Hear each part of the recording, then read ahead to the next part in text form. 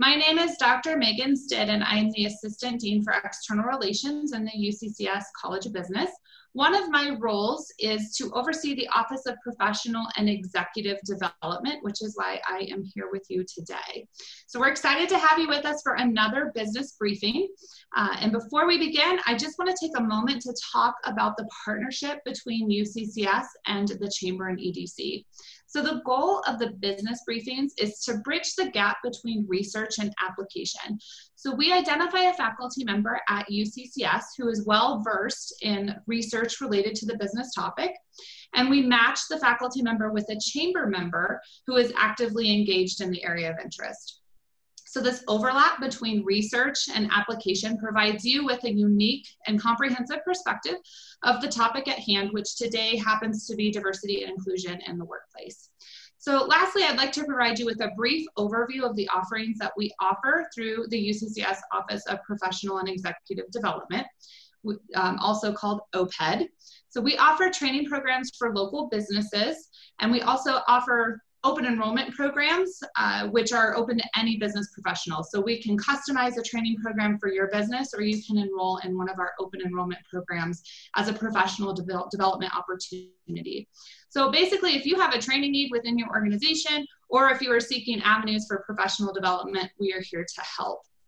After today's session, if you feel that your organization could benefit from additional diversity and inclusion training, we would be delighted to develop a training program for you and help out with that. So I'd now like to turn it over to the CEO of the Chamber and EDC, Dirk Draper, to introduce today's speakers. Dirk? Thanks, Megan, and good morning, everybody. Glad you're joining us this morning on a very timely and always relevant topic in our business community. I'll give a special shout out to Dr. Venkat Reddy, Chancellor of UCCS, and we appreciate the entire university's partnership in putting on these business briefings for the second year this year and bringing these topics that are relevant to business owners, business leaders, and managers in our community. We know this is an important topic. With the diversity and inclusion, we want to focus on research that shows how diversity in leadership can create companies that outperform their peers through increased innovation and financial performance. We realize that this is a current hot topic flavored by racial conflicts that ultimately affect business decisions that'll help diversity flourish in our community. At the Chamber and EDC, though, we're focusing this on business performance and staying off the topic of politics, but the practical aspects of business leadership and how it shapes your company's performance. At the Chamber and EDC, our staff and our board members agree that we share a commitment to diversity and equity and inclusion for the betterment of our business community. Starting in July last year, our board of directors adopted building a strong and inclusive business community as a strategic priority for us.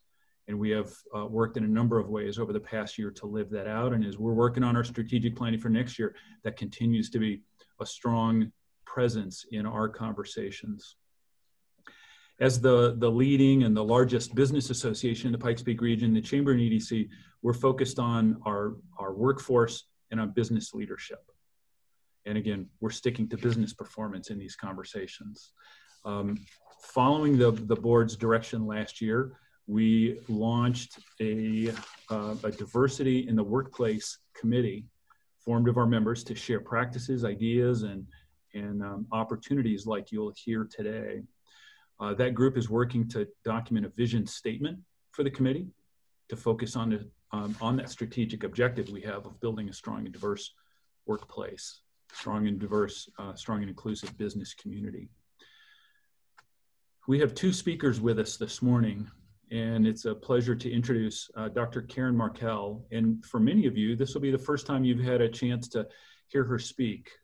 She is the Dean of the College of Business at UCCS, works with faculty, staff, and the business community to build meaningful connections between UCCS and the College of Business and the business community. Karen joined us this summer from Anchorage, Alaska, where she was the Dean of the College of Business and Public Policy at the University of Alaska, Anchorage, where she led all college academic programs and the Institute of Social and Economics Research. Dr. Markel has been widely published in leading management journals and has made significant contributions to human resource management and business practices through her academic career. She's an accomplished educator, scholar, a certified human resource professional, and a leader in business. And joining her today, representing the voice from the business community and the applied practice, is Stanley Bandawa. He's with T. Rowe Price here in Colorado Springs, where he's a senior implementation manager. Stanley is a senior, he's with the Retirement Planning Services in the Colorado Springs office. He joined T. Rowe Price almost 20 years ago as an operations representative and has worked his way through in consulting and supervision and management. And in 2007, he transitioned here to Colorado Springs as a supervisor in the retail account management department, joining nearly 1,000 employees that T. Rowe Price has here in Colorado Springs. In his spare time, Stanley spends time serving as the vice chair of the boards of Pikes Peak Boys and Girls Club and East Lake High School. It's an alternative school with post-secondary options and with mentoring youth as a big brother with Big Brother, Big Sister.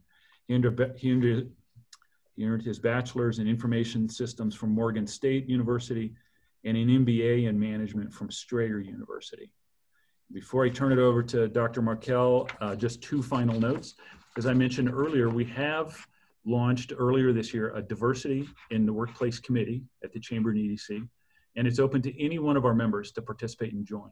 If you're interested, contact Emma Mitchell. You can drop her a line here in the chat box or contact her directly through our website. That's Emma Mitchell and our Diversity in the Workplace Committee.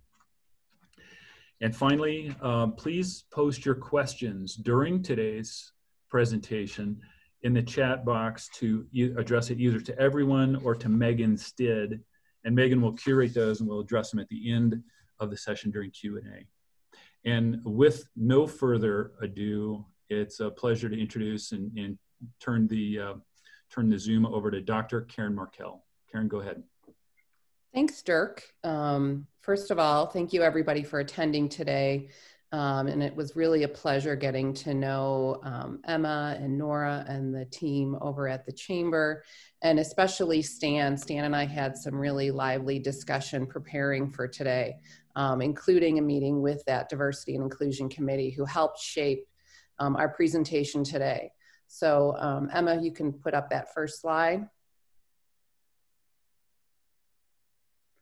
And Dirk really reiterated a lot of these comments, but we are really going to be focusing on the workplace, but the events, of the past 6 months and prior to that have really created a heightened awareness of discrimination in both the social and workplace context. So we can all can appreciate that why this topic is so important. And part of that is that it's really necessary to address some of these difficult conversations. And that's really an approach that Stan and I have taken, is that this is obviously a session devoted to diversity and inclusion in the workplace, but these are not easy conversations to have. They're often difficult, they're sensitive, and often very personal. So we need organizations that will prosper both with a greater understanding around the issues of equity, diversity, and inclusion. But as Dirk suggested and Stan will articulate, there can be increased innovation, productivity, and employee retention for organizations that move the needle in a really positive way. So Stan and I are suggesting really that an organization needs to examine how are they currently doing and examine where they want to get to, and then managing that change approach. It's really a change management process. So our outline for the session today is really a background on how to think about definitions of diversity, organizational approaches and statistics, and then the example of T. Rowe Price as a case study. And then some considerations for you and your organization to take back with you to consider about how you or your organization might move forward in this area. Emma? So diversity can be considered through a whole range of lenses, right? We have what you may typically think of are your visible dimensions, things that you can see, a membership in a group such as race or gender, even disability, for example. And that's often the legal context around definitions of diversity. But there's a lot of different definitions that are invisible. These are things that could be gender identity, genetic composition, age, marital or pregnancy status. And so what we want you to consider is that dimensions of diversity are not unique. They're not necessarily visible. And for each individual, they can be salient in different contexts. And they also overlap. So, you know, you don't just have one group membership that you carry with you, you carry a whole host of identities where you go. And another important consideration that I think, you know, given our current situation, is that dimensions of diversity can also be episodic. So for example, if we take mental health or issues regarding illness, we can see with our current dynamic that often, say, illness or disability or impairment are often very well managed, say through medication, but they can also, you know, inflame or flare up, and they might be brought into the workplace when, as an employer, you didn't even know that your employees or coworkers had these conditions. So it's really requires sensitivity beyond sort of what we traditionally think as the visible dimensions of diversity. Next slide. So the research takes many approaches, and I look at it as a continuum of how an organization can examine their stance towards diversity, equity, and inclusion. So one is your basic compliance, which is you want to make sure you're following the rules and regulations around you know, treating people fairly, equitably, having an organization free from discrimination based on often federal legislation that prohibits discrimination. And then as your organization becomes more inclusive and moves beyond that compliance, we have an organization that represents a more inclusive experience. So these are developing workplace policies and procedures that move beyond compliance. And when Stan is talking about the example of T. Rowe Price, I look at that as really an organization that's moved beyond compliance. They're trying to make sure that the organization understands where they're at and how their employees are experiencing the workplace, but also continually examining how they're doing and trying to move to what I look at as sort of the ideal, which is universal design, where you have an organization that I don't want to say is free from challenges in this area, but it's so entrenched in the culture throughout the layers of the organization. There's adequate resources, there's adequate support, there's clearly a commitment from senior leadership that filters down throughout the organization. And that to me is more of the ideal, this program of continuous improvement. So I would encourage, you know, our members in the audience today to think about, you know, where do you see your organization? And also not just where would you see it, but where might others see it? Because you might have an experience based on your identity or your role in the organization. But I think the larger, broader question you want to ask yourself is, how do other members of my organization view this workplace? Now I will turn it over to Stan. All right, thank you, Dr. Markel. So for today's briefing, what I'd like to do is share a couple statistics And then, as Dr. Markel mentioned, I want to walk through T. Rowe Price as a case study to walk through some of the steps that we took to create a welcoming and diverse workplace for our employees. And then at the end, I'll share some of the recognition and accolades that we received. So to kick things off, you see here we have companies with more diverse leadership teams report higher innovation revenue. As you'll see here on the slide, there's a 19 point difference between the two companies here. The companies with the below average diversity scores were at 26%, and then above average is 45%. You're probably asking, well, Stan, what is innovation revenue? So this is a statistic based on companies that have generated revenue based on products and services that they launched in the past 3 years. And this is all after creating a more diverse management and leadership team within their organizations. All right, next slide, please, Emma. So for this particular statistic, according to McKinsey report, companies in the top quarter of racial and ethnic diversity are 35% more likely to surpass their peers, while those in the same bracket for gender diversity are 15% more likely to do the same. Again, I think we see here when it comes to race and ethnicity, having a more broader, diverse organization, then you see what the outcome here is, the 35% increase. So as far as T. Rowe Price, we took some steps in order to create a welcoming and diverse workplace for our associates. And then if you can transition to the next slide, please. That began with an audit. So T. Rowe Price actually worked with an outside consultant to perform our audit.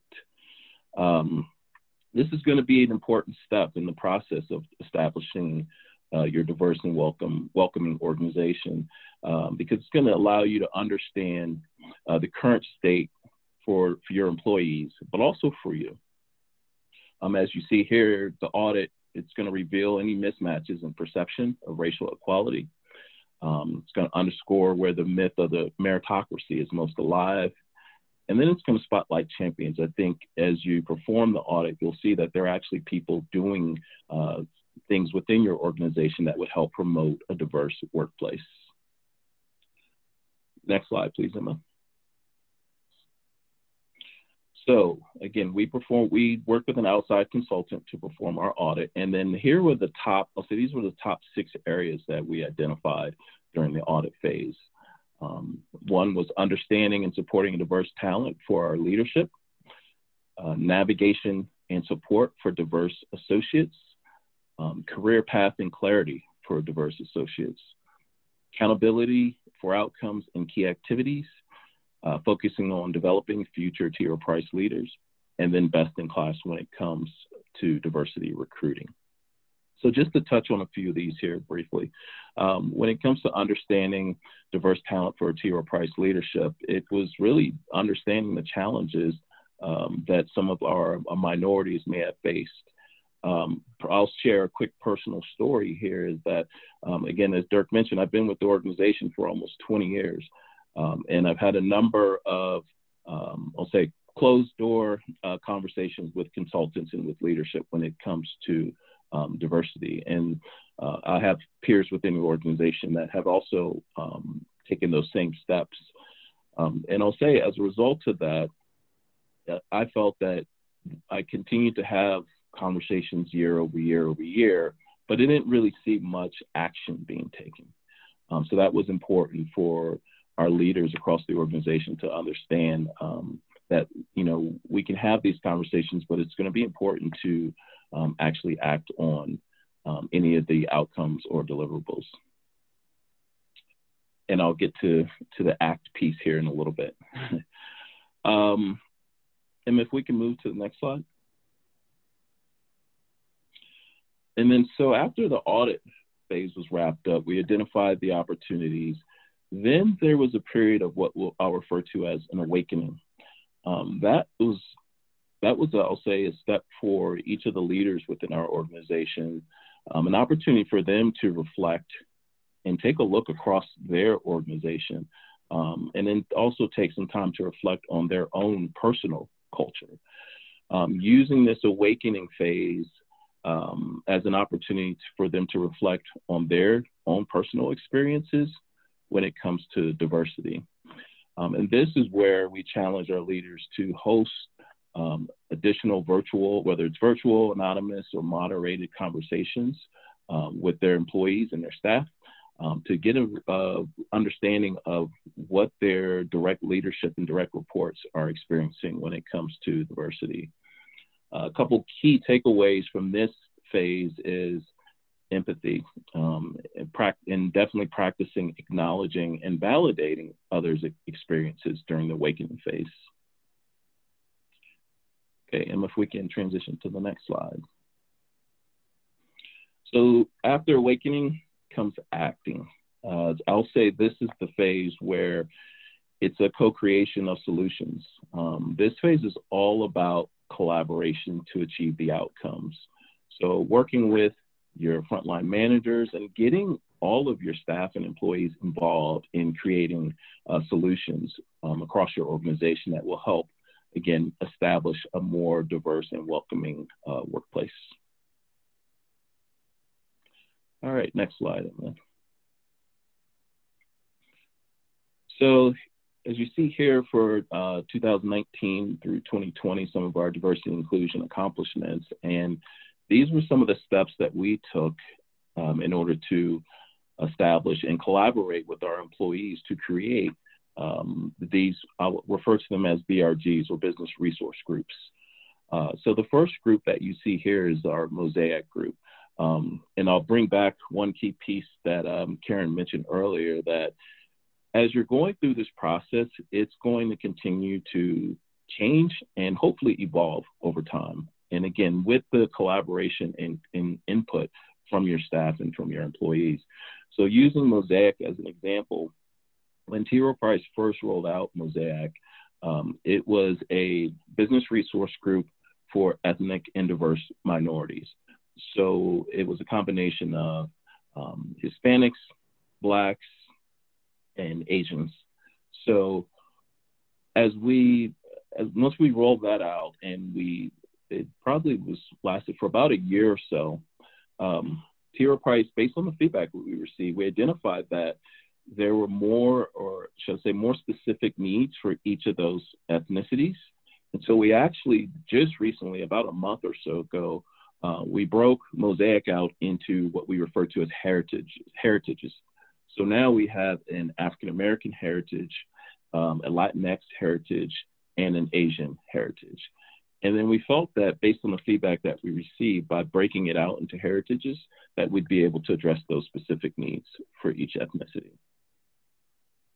The second group that you see here is the Pride group. So that's for our LGBTQ employees.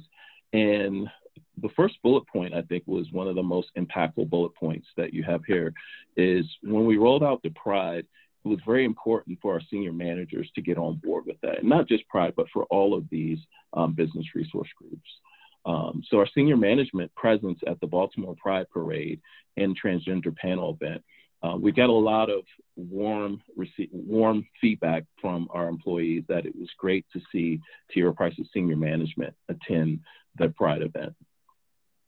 The next business resource group we have here is WAVE.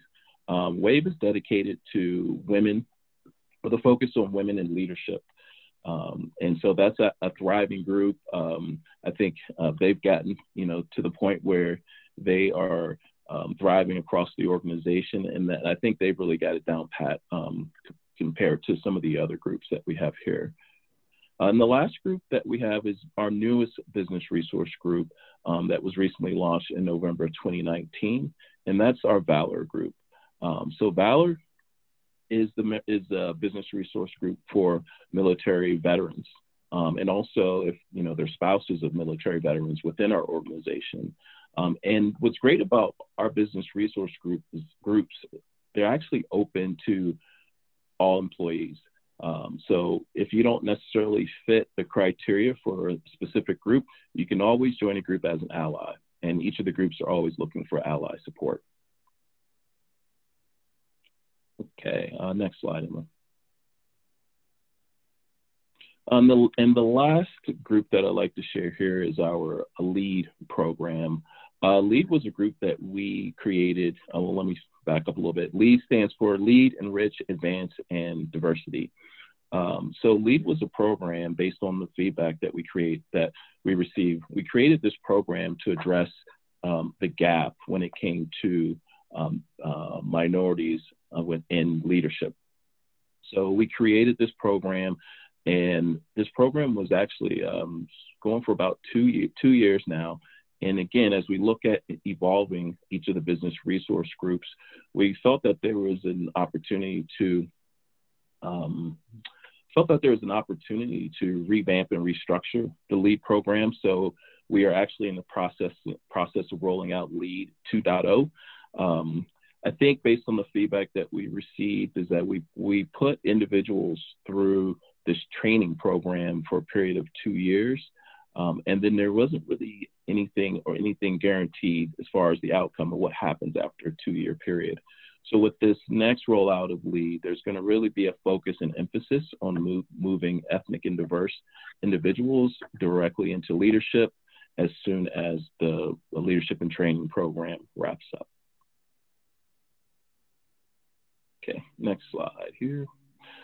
So next, the next few slides are just a couple of stats of progress that we've made on addressing and achieving the gaps or opportunity areas based on our D&I goals.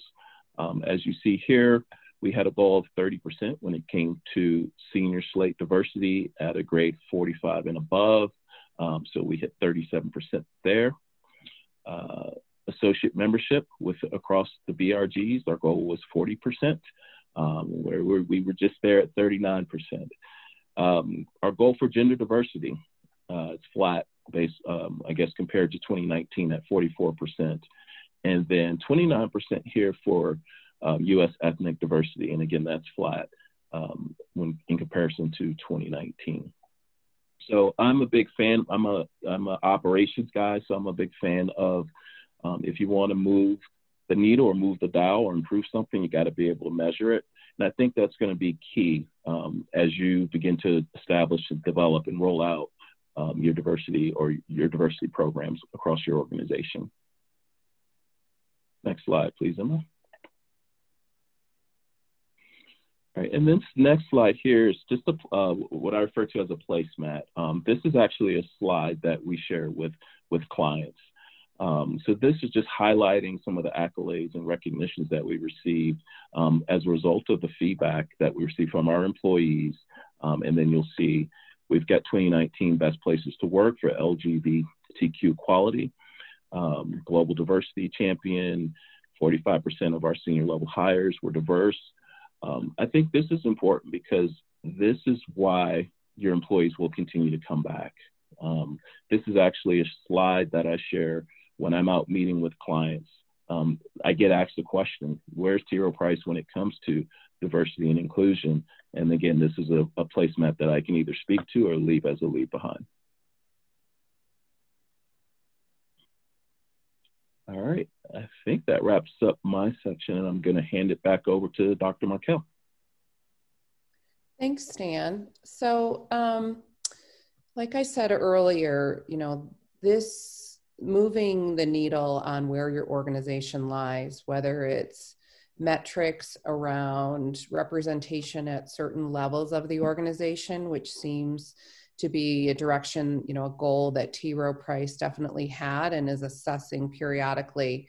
But this is really about managing change, right? T. Rowe Price had to do some things differently in order to start to achieve those goals. And so an approach that I like is, this is a model of change built on the work of John Kotter, and he's written extensively about managing change and a variety of steps of change, and pretty much anything you can get your hands on around Kotter's model for change, I think can really help you frame the conversation around taking steps for your organization around equity, diversity, and inclusion. So just briefly, I'll kind of walk through, your organization, if you want people to do something differently, whether it's diversity and inclusion or anything else, you have to create a sense of urgency, right? Why do we have to do this now? Why is it important? Why are we going to prioritize this, say, over another competing goal or responsibility? And often that really needs to come from the top of your organization, that this is something the organization is going to focus on. It's important and we need to do it now. And then what also is essential is building a guiding coalition. And that can include, and I think it's also really important to include both people who are wholeheartedly supportive of the initiative, but also maybe some critics, because you want to hear from the critics their concerns or their challenges and work to address those in the change management process. Now, when it comes to diversity and inclusion, and we prefaced today's conversation with, these can often be difficult and sensitive conversations, I think it's important to highlight how T. Rowe Price used a consultant to conduct their initial audit. And I think it's important to consider, who should be asking these questions? Is it somebody internal to the organization, or perhaps it should be somebody external to the organization? So for example, many of you who might already do, let's say, cultural audits or satisfaction surveys, or you're asking questions of your employees about, how they feel about their workplace or opportunities or things like that, you want to ensure that your employees feel that they can give open and constructive feedback. So I just want you to think about that as to who should be asking the questions. Then you want to form a strategic vision, right? Where do you want to go with this initiative? Because to really get people on board, you need to frame it as, where are we going and why are we going? So that's really the strategic imperative. Then you want to get everybody at all levels of the organization. So, perhaps it's something that every employee in their annual review has a goal around equity, diversity, and inclusion, or can see how their role might impact this organizational initiative. So that will heighten the awareness and also continue to create that sense of urgency, as this is something that I'm responsible for, I play a role in, and this is what I can do, say, in this annual review period to help the organization with this vision.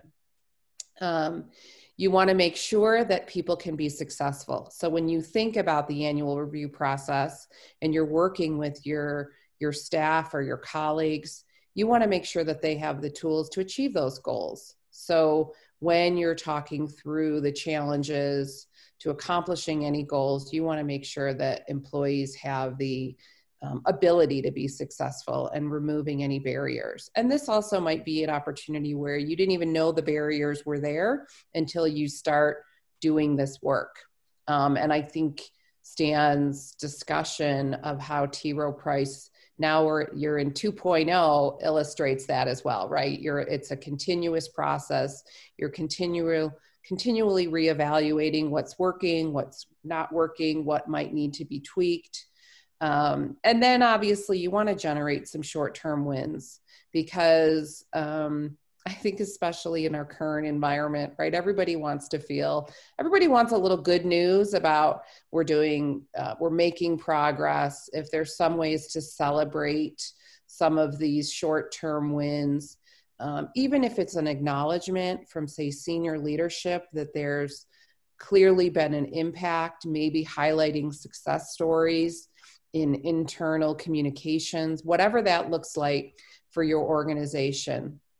And then obviously you want to continue that momentum. You want to sustain it and institute change. And, likely you can see that this is really framed in a circle. This is not a one and done type of process. And you might actually, even though you're kind of like hands on a clock, there might be challenges that set you back a little as well.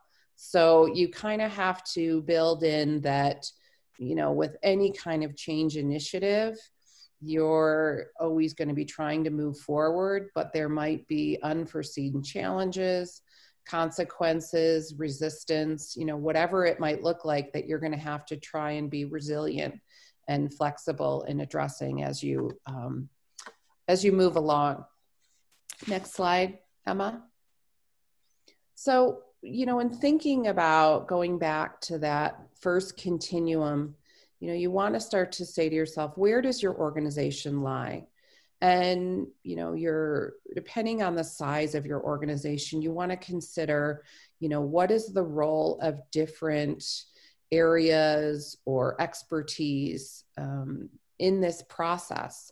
So for example, you might say, well, my HR department, they handle all of this, right? They are the folks that make sure that the organization is abiding by the laws. They're making sure that, we have a workplace, quote, free of discrimination. But we all know that it just doesn't live in this separate department. It really should be a part of our culture and everybody's responsibilities. And HR is often, a relatively small piece of a large organization. So you want to work with that department to facilitate equity, diversity, and inclusion. So making sure that you don't have any policies or practices that may have unintended consequences, such as adverse treatment or adverse impact. And I wanted to just take a brief mention to define those terms, because in case you're not familiar with it, I think it's often important to ask yourself, are we unintentionally negatively impacting certain groups by our workplace practices? And these are often unintended. So for example, maybe you ask women in an interview question that you might not ask a male employee. I like to use this example. Maybe this is where it shaped some of my interest in this area. My father was a solo practitioner lawyer, and he would come home and tell me, he said, well, I interviewed a new secretary and I asked her if she was going to have a baby. And, these are things that we would all be shocked right now if you're going to ask somebody. But again, I don't really think perhaps I give him the benefit of the doubt that he didn't mean anything negative by it, but he just was worried that she was going to either leave or quit or, stay home. So again, there's some historical context as well, but that's really what adverse treatment is about, that you treat one group differently than you would another. Adverse impact is that, you might have a question on your employment application that automatically or has a propensity to eliminate certain groups from inclusion in your applicant pool.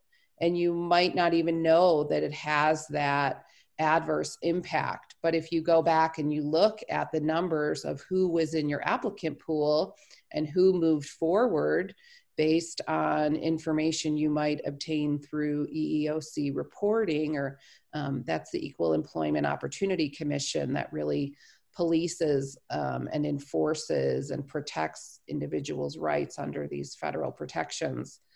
You might not even know that you're doing that. So again, these are some things that you can do to really say, are our workplace practices inclusive?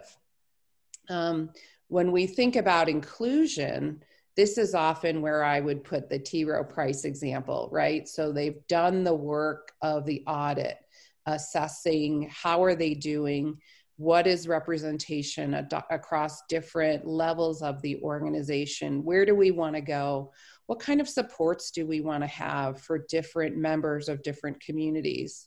And I think it's also really important to highlight that it's not just membership if you belong or identify with one of those groups, but it could be something that you have a partner or a spouse or a child or a family member or a friend, and it's a place where you can seek information and expertise regarding equity, diversity, and inclusion.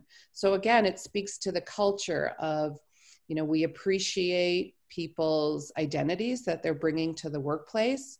We want to give support for helping our employees address whatever it is they're addressing. And it doesn't necessarily by factor of membership in that group. I think that's really it speaks to the culture. And then if we want to think of the ideal, and again, I think no one is at the ideal, there's always a work in progress. We want that umbrella of equity and inclusion inherent in the culture and in the policies, and it really needs to be demonstrated at the top. And Stan gave some examples where clearly having senior leadership attend certain events in the community or have certain conversations really illustrates to the organization the overall importance of the work that T. Rowe Price is doing to become more inclusive to all members of their organization. Next slide. So we wanted to leave you before we open up the forum for question, and you know, as Stan and I were discussing, we could spend hours and hours on this topic.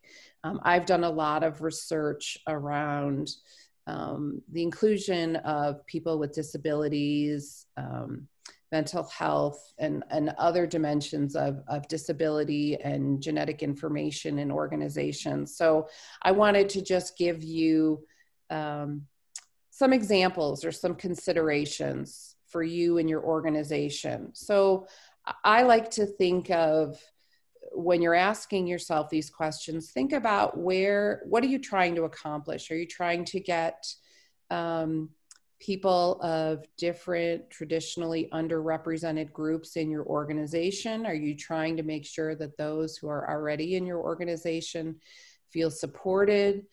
Is it an issue of culture? You know, what are your goals? So I thought I would just start with a few things that I think extend to a variety of dimensions of diversity. And in thinking about, you know, when a prospective employee is considering your organization, you want to say, are our recruitment practices inclusive? So if you want your organization to start recruiting people that traditionally you haven't recruited, it's probably a good idea to reflect and say, you know, where are we advertising our positions? What does our outreach look like? How am I reaching people that I traditionally haven't reached in these, whether it's a professional organization, a community organization? What do my partnerships look like to broaden my applicant pool? And also, is my application and selection process inclusive? So in the work that I've done, I was amazed at, you know, I've done some qualitative research with people with a variety of disabilities. And when they would call an employer and say, I need an accommodation for my interview, maybe it's something they're simply asking, is your building accessible to my wheelchair, right? Can I come in and get to wherever the interview is? That often was a barrier. So these are just subtle things that we often don't even consider and might not resonate until you get to a different stage of the recruitment process. But again, questions to ask yourself. You know, am I broadening my applicant pool? Is the space inclusive? Is my application process inclusive? So for example, some of the work that I've done on individuals with autism, for example, you know, somebody who may be on the spectrum is probably not going to excel in a behavioral interview, right? They might be somebody who gives you a more a short answer or a direct answer, and maybe communication skills are just different than our expectations might be in a behavioral interview. We need to ask those questions. Is that really essential for the job? Or do we want to revisit how we're recruiting people in certain positions? So again, you really want to center the conversation on focusing on the core duties of the job. Looking at your compensation practices. I mean, there's so much out there about, you know, whether it's the gender wage gap, the race wage gap. I mean, there's so much literature on, are you paying people from different groups the same pay for similar work? Asking those questions. And, you know, there's been a lot also written about certain groups negotiating better than others. So whose responsibility is it to make sure that pay is both fair and equitable when we're trying to attract new talent? So once you've been able to get people in the door, how are the opportunities for promotion and development offered and selected? Are you making sure that it's not just getting people in the door, but making sure they're supported and retained in your organization? So how are those opportunities advertised, promoted, selected? You know, if you have a large organization, are you identifying, quote, high potential employees? Who's in your high potential pool to look at? And then what are the avenues for support? You know, a lot of the examples that Stan mentioned are these sort of affinity groups, and those are great interest groups for people to come together and talk about specific challenges or opportunities that they might have. But, you know, not everybody might feel comfortable in disclosing their identity or having that conversation with coworkers. So you might want to be thinking about multiple methods of providing that support, whether it's mentoring, whether it's giving somebody resources to secure their own mentor, perhaps in their profession, but outside their organization. So trying to think broadly about who the individual is and what that support might look like for them. And then culture is huge, because we can have the best laid plans, we can broaden our recruitment and our applicant base. But once we get somebody in, you know, do we have an environment where people are respectful of each other? And there's been a lot in the literature around the role of microaggressions. And I'm not sure if everybody's familiar with that term, so I'll just sort of maybe give an example. So, you know, what about if I'll use myself as an example, where you might come into a room and somebody said, well, you didn't look like what I thought the dean would look like. Well, what does that say? Is it something about the way I look? Is it maybe my age? You know, then it leaves you guessing, right? About, there's something about me personally that doesn't fit their mold. And that's often what a microaggression is. You're focused on identity and something other than what you expected, but it creates a discomfort. And so, you know, again, creating awareness around microaggressions, bias in those conversations and attitudes. And those are really the subtleties that I think really push organizations to the right of those arrows that I keep showing you, right? Towards that universal design. You know, do you have a preferred name or a pronoun policy, right?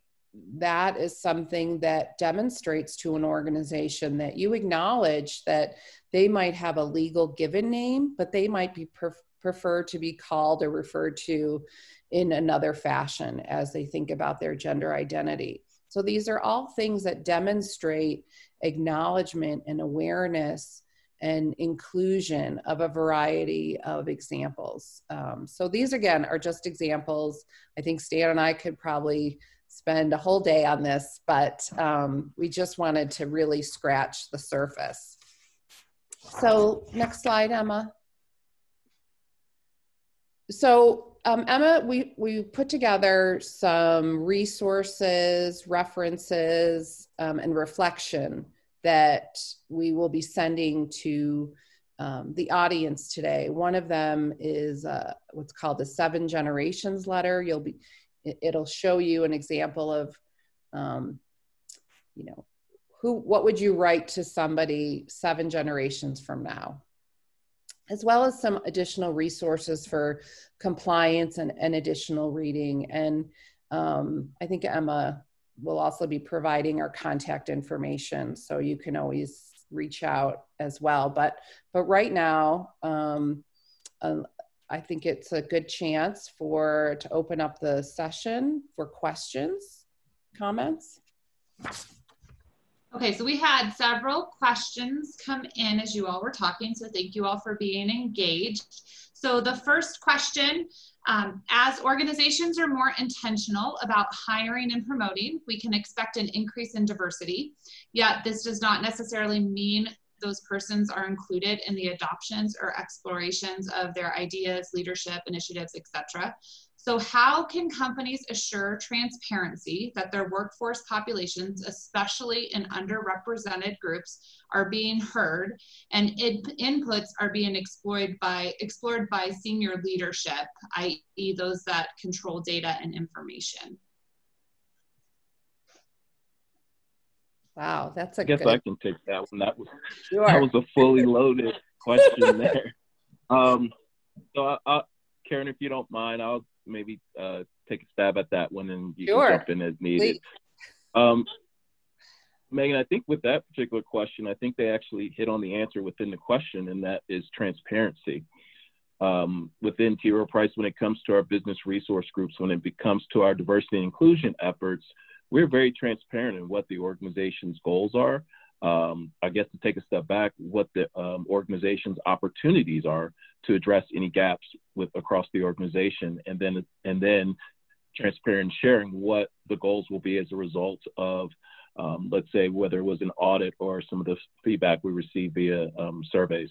So I think transparency is going to be key, and then to continue to share out what the progress the organization is doing when it comes to addressing and hopefully exceeding the goals or any KPIs that they may have established around diversity and inclusion. Okay, great. Our next question, how do you see diversity and inclusion become inherent in our community because it's not readily apparent in Colorado Springs? Stan, can I punt this to you since I've been here for 3 months? So I will say, and actually I saw that one in the chat, and I just jotted down a couple notes. It's going back to the ACT phase within the deck that we shared today. I think it's going to be up to the leadership within, whether it's a small business or a large business, to be intentional about creating and establishing a welcome and diverse organization. From my experience, if it doesn't start at the top, then it's not going to more than likely take effect. And then if there is something that rolls out and you don't have senior management support, then it's not going to get any traction within the organization.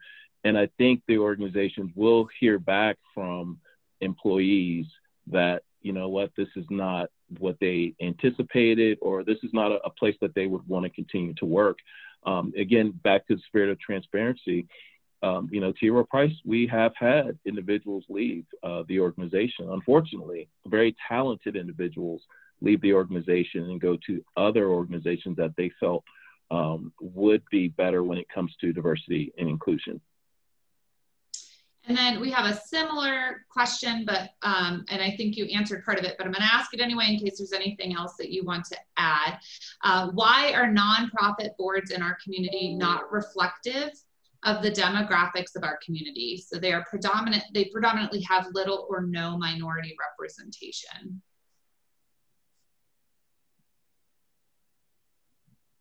I can address this one also. So I'm a vice chair of 2 nonprofit boards here in Colorado Springs, and I've been here since 2007.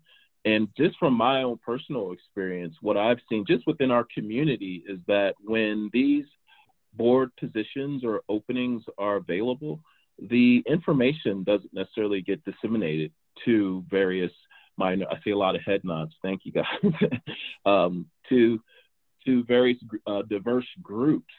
So I think that's one of the biggest opportunities that I've seen here in Colorado Springs when it comes to board opportunities. And there are actually a few individuals on the call that I've had conversations with about establishing, whether it's an alliance or a committee, to get that information out within the community to diverse groups or populations within Colorado Springs.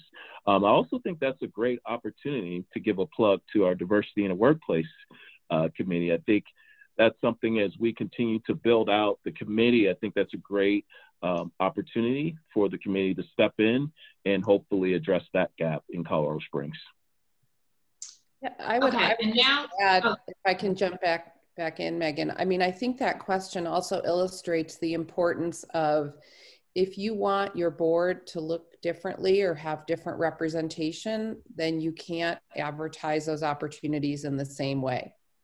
So I think that's really the question you have to ask as a community. If you really want a broader group of engagement, then you have to promote those opportunities more broadly and pointedly, and then perhaps be really clear about who you want to be serving on the board and with what expertise and experience.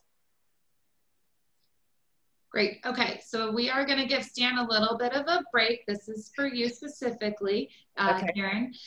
Do you think, so when you were talking about considerations, the question was, do you think these considerations are best analyzed from outside of the organization, as T. Rowe Price has done?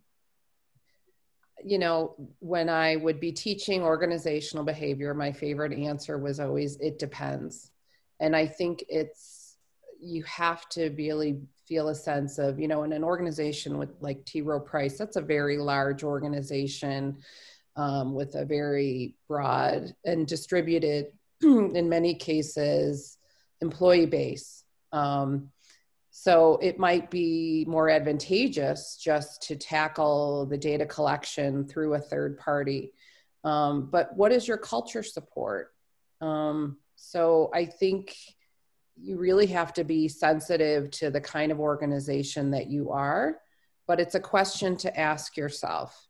Or is there somebody in the organization, you know, whether it's they're in a role of an ombudsman or a neutral party, or somebody that there is that buy-in that employees would feel comfortable to speak or give open and honest feedback. I like it sometimes when I work with organizations and they might be doing, say, a culture or a climate survey, and then they ask all these amazing questions, and then either initially or at the end, they want to ask all the questions that are going to identify an individual. That can be problematic. So you have to be sensitive that you might want to gather certain kinds of identifying information, but if somebody's feeling really uncomfortable in being frank or maybe giving some negative feedback, you want to make sure that they feel protected if that's a concern. Okay. We have some great questions that keep coming in, so thank you all for that.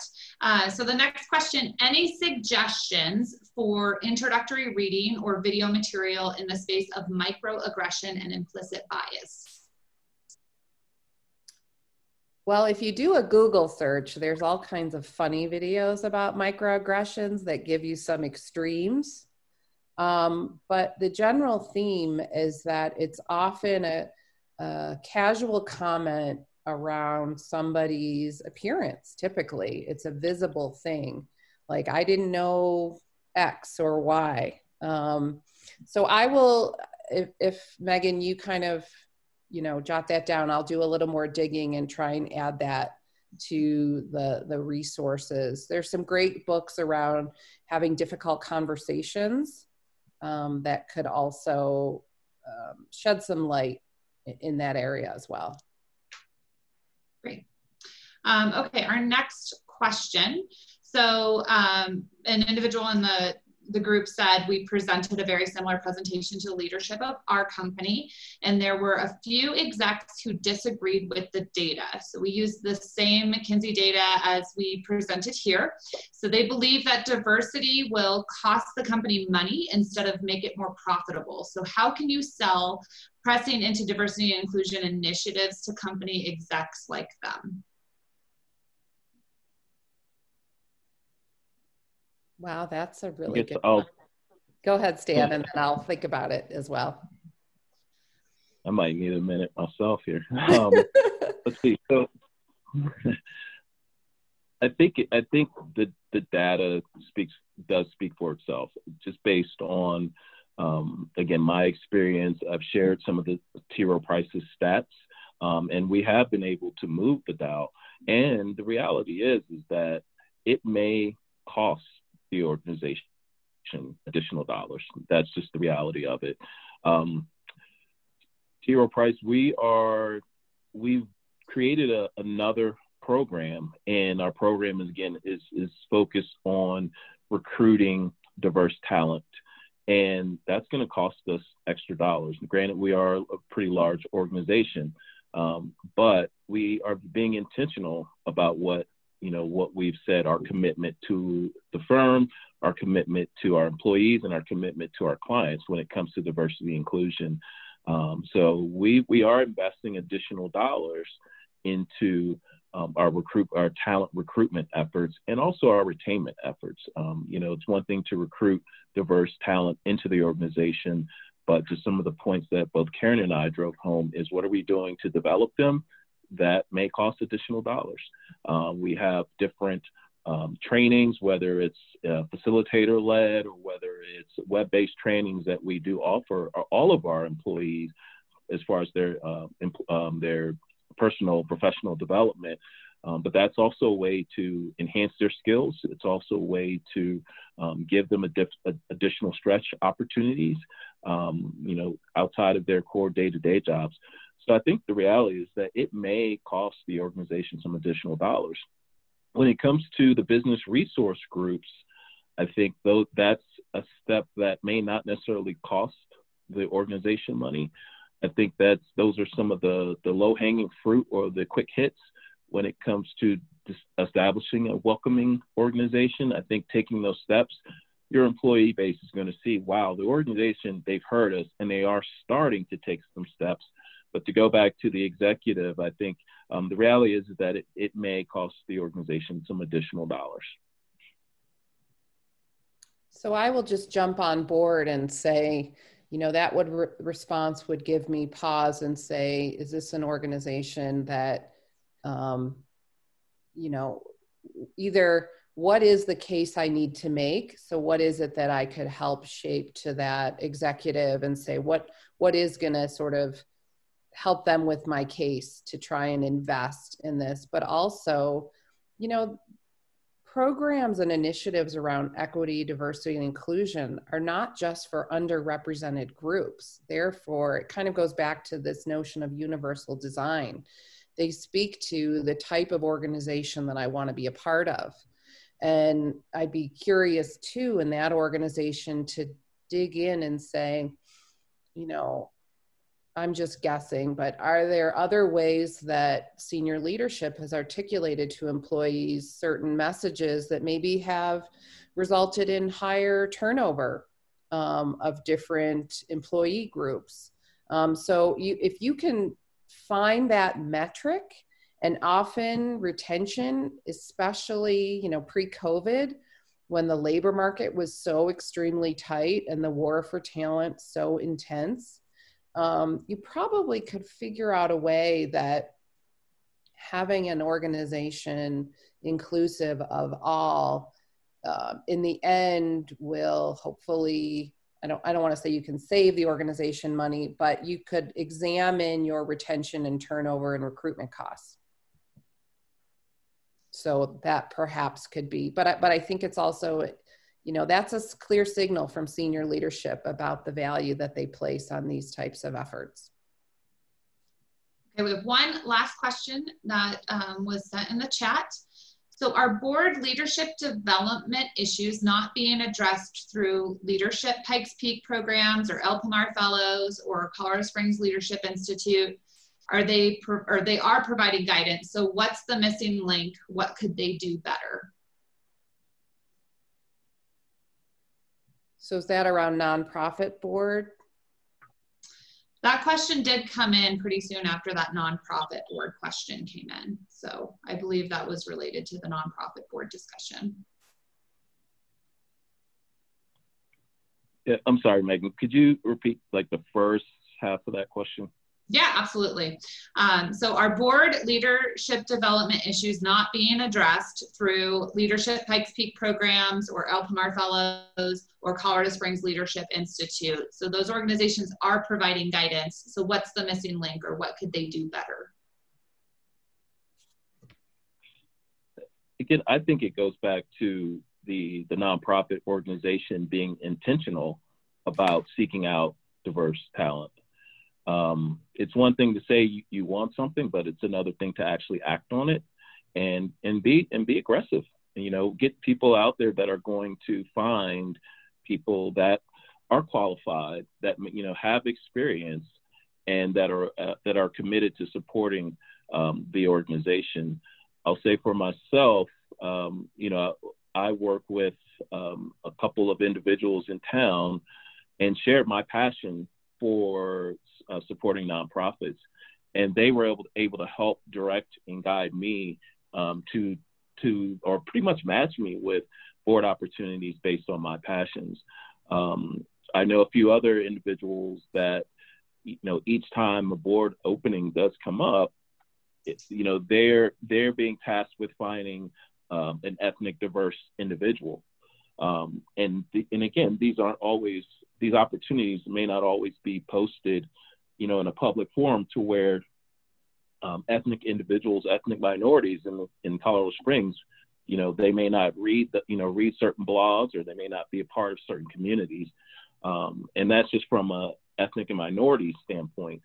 So I think it goes back to the organization being intentional about what they want reflected on their board and within the organization. I'll just also add, and Stephanie brought this up in the chat, I think it's really important too, when you're having these conversations, that having diverse representation within your organization, depending on what the you know, good or service that you're producing, having people who are potential customers in that, you know, that relationship, who can maybe add different perspective, can strengthen what your company's trying to accomplish.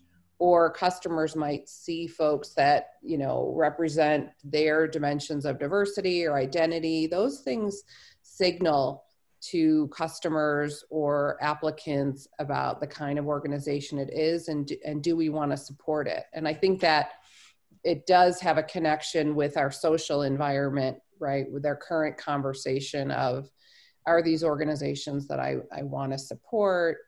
What are they trying to accomplish? What do they stand for? That's something that we're hearing more and more from our students. They want to have a social impact. And so they're thinking about the kinds of organizations they want to work for.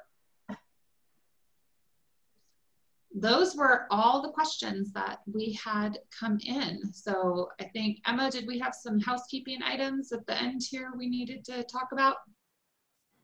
The only housekeeping item is that this is being recorded, and it will be sent out along with the resources that Dr. Markel and Stan put together for us. So we appreciate everyone being here today, and if there are additional questions, that contact information will be in the email as well. So if you have any interest in being in that diversity in the workplace committee, also please email me. I'll put my email in the chat. But we hope that this was a very good presentation for you, and hope to see you guys again in the future. Thank you, both of you, Dr. Markel and Stan, and Megan, for fielding the questions as well. Thank you. Thank you. Have a good rest of your day, everyone. Bye.